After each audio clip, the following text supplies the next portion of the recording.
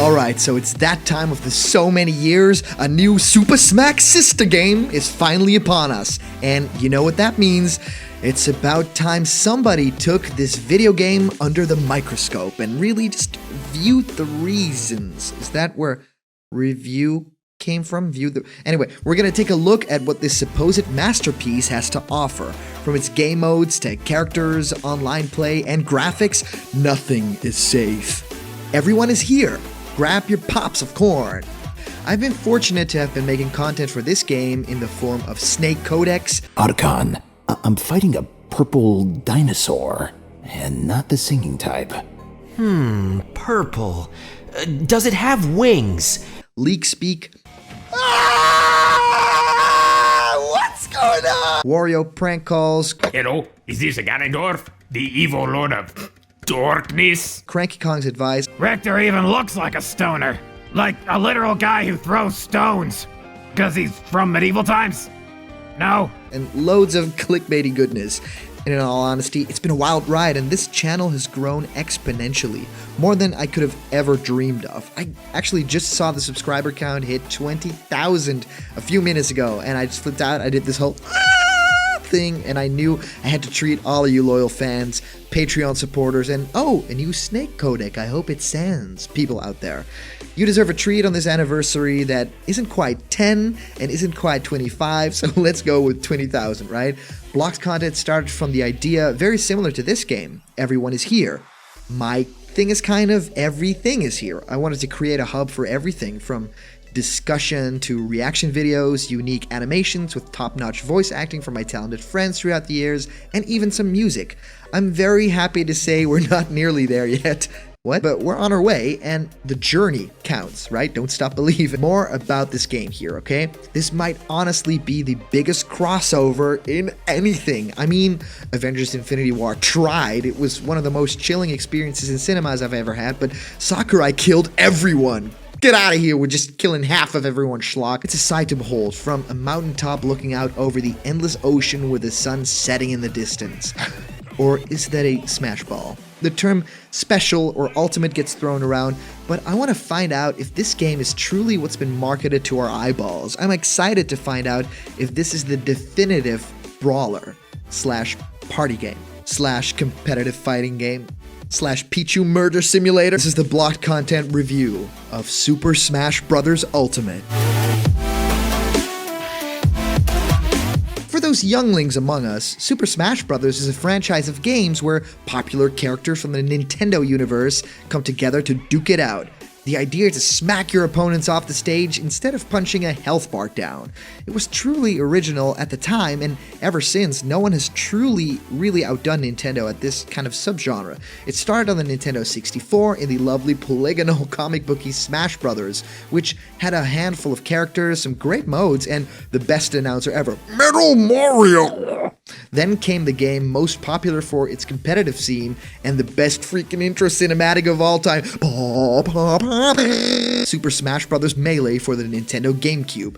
This game lifted everything from the original and added some fan favorites like Bowser, Peach, Ganondorf, and Mr. Game & Watch. Who is this man? Is he sick? You okay, bro? Then he presented to the edgy Super Smash Bros. Brawl, which gave us the first third-party characters in Smash ever, Sonic and the beautiful mercenary Solid Snake. Also, there was a story mode, but we'll get into that one another time. After Brawl came Smash 4, or Smash 4 Wii U, or 3DS. They made two games. It seemed smart at the time, it was a whole thing.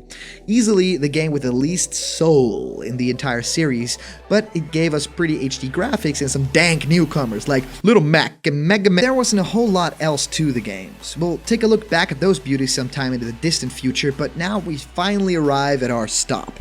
This is Smash Bros. Ultimate, seemingly a culmination of years of Super Smash Bros. Love poured into one delicious cartridge. Look at it, I just want to eat it. Why do people download games? Does it take all of the past awesomeness and make it better? Does it add new fresh game modes to the mix? How's the roster? These are questions, and I will at least answer two of them, maybe more. First off, let's talk game mode. Yeah, this is a touchy subject, okay? Because not everyone seems to feel the same way about it for this one. You're able to play local multiplayers on a couch with up to 8 players if you have a couch that holds 8 players, and also 10,000 assist trophies. This is insanity, Isabel, please stop! 8 players is awesome, but the fact that Ultimate's new speedier pace, quicker knockback, and an abundance of cloud trails makes your character harder to spot in battles makes 8-player Smash an almost no-go for me. I mean, I love 4-player Smash, and I especially adore one-on-one fights. When the characters get into a CQC battle and you can just see the sharp textures and animations and attention to detail, it's just so good, I just snorted. Newer game modes include the great addition of Squad Strike, a game mode where every new stock is a different fighter. Where have you been all my life? And special Smash stuff like Smashdown, where every character you battle is erased from the roster after a while, and clearing out the entire roster may actually take a long time. I found that with 4 players and 1 stock per character, this mode is actually loads of fun. I couldn't care about the sudden death Smash mode or the mainstay special Smash modes. Who wants a bunny ear metal speedy Smash with fixed camera? I know there's some dude in the comments right now that I just offended, and I'm genuinely sorry. Tournament mode is back, and it's as sleek as ever.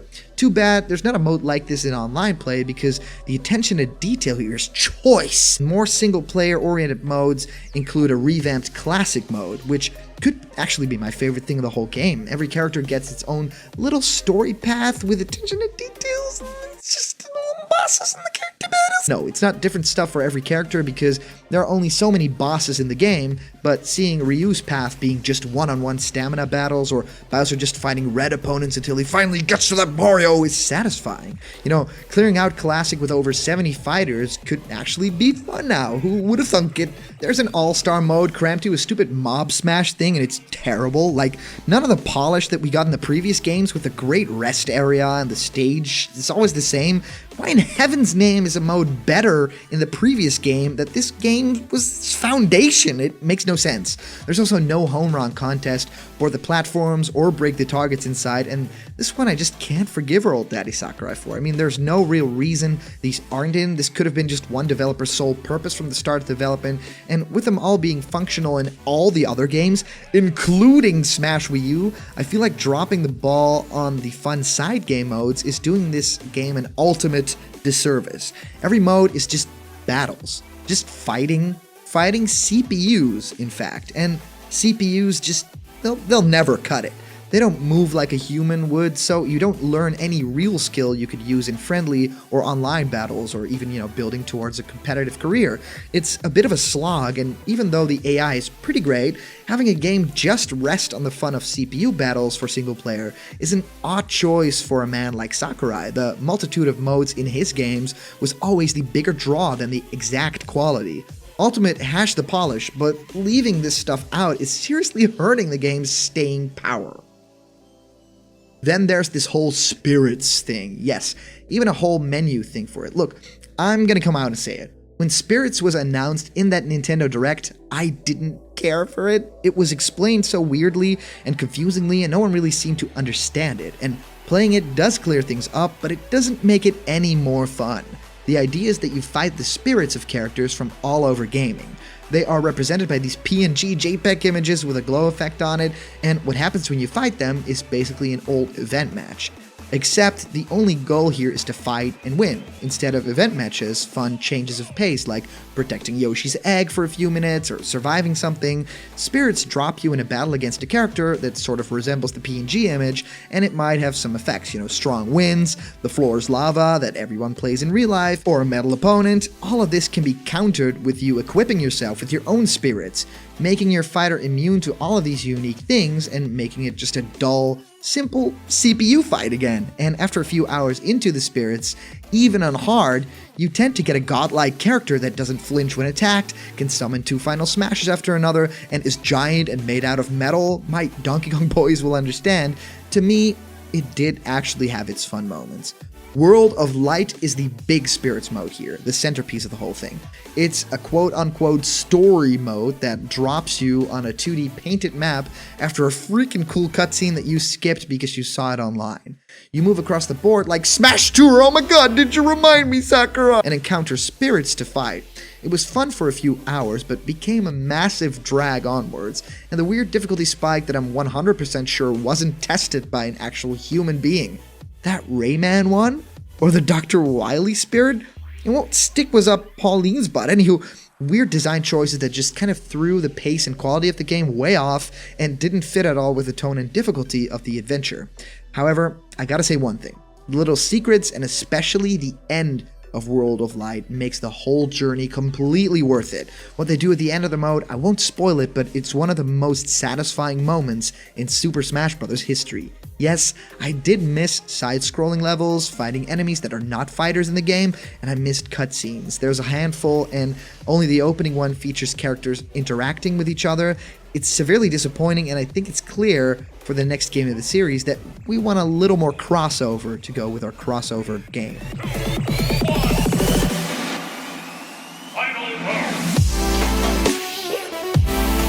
Okay, now on to one of the best things about the game. The assortment of characters. Those who follow blocked content know that I truly adore the selection of fighters in this game.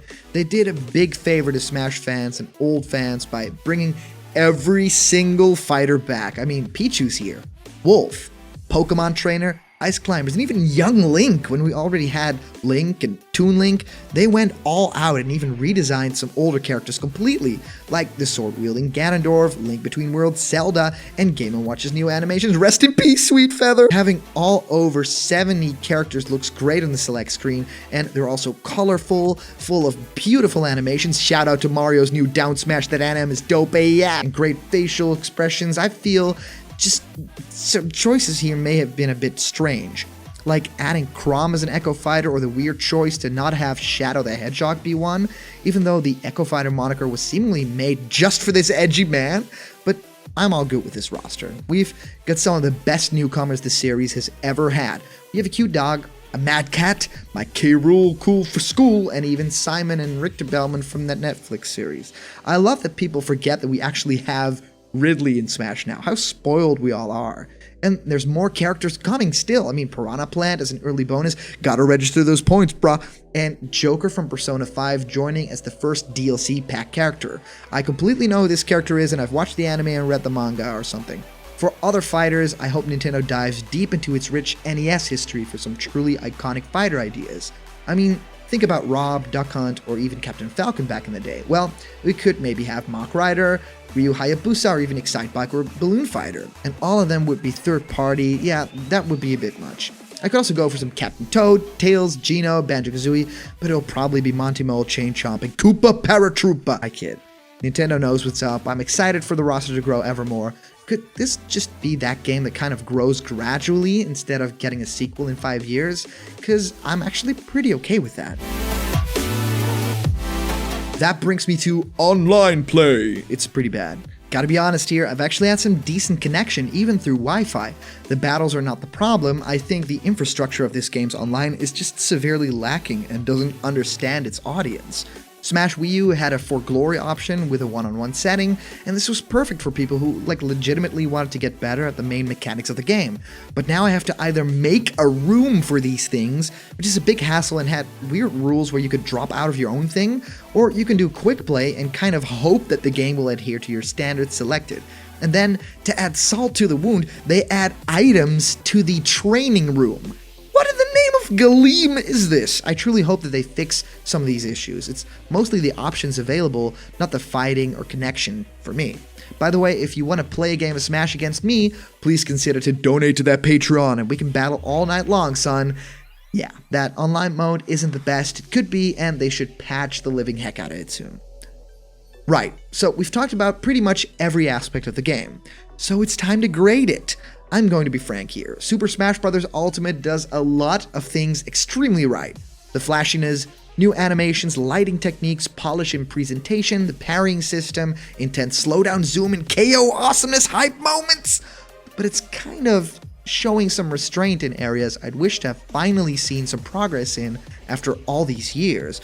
From Melee's adventure mode to Subspace to Smash Tour, to World of Light, it kind of seems like we just can't get that perfect blend of epic side-scrolling action with unique worlds and enemies from those Nintendo worlds, epic bosses, and great cutscenes. I mean, if you think about it, the Subspace Emissary was actually the closest all of them got. World of Light is fun while it lasts, but a drag in a lot of the parts, and not something anyone would come back to, except to do a Let's Play series on soon, so let's get some traction, my blog buddies! Hey, the game isn't without its flaws, and I want to be honest about that. Big, missing game modes, the omission of event matches, the weird way to handle All-Star, no custom moves anymore, it's all a bit weird, and I wouldn't call those cuts ultimate by any means. I do call this game very special. And that's what I think the subtitle could have easily been. Beautiful HD remasters of old stages, but about 4 to 5 new ones is just unacceptable for a new game in the series. This isn't a port by any means, it's a polished new iteration that falls short in some important places, but will be a game that we will play for years to come because of the polish of the things that are there, and they are absolutely incredible. Blocked Content gives Super Smash Bros. Ultimate an 8.9 out of 10. For more animations, gaming news, leak speak, and more, please press that beautiful subscribe button and become a part of our Blocked Content family. There's a lot more to come, guys, so join the families. Thank you guys so much for hitting 20,000 subscribers with me. Let's celebrate together and play a whole bunch of Smash Ultimate together. And I'll see you around the corner, where there's always more. You got it. Blocked Content. See ya.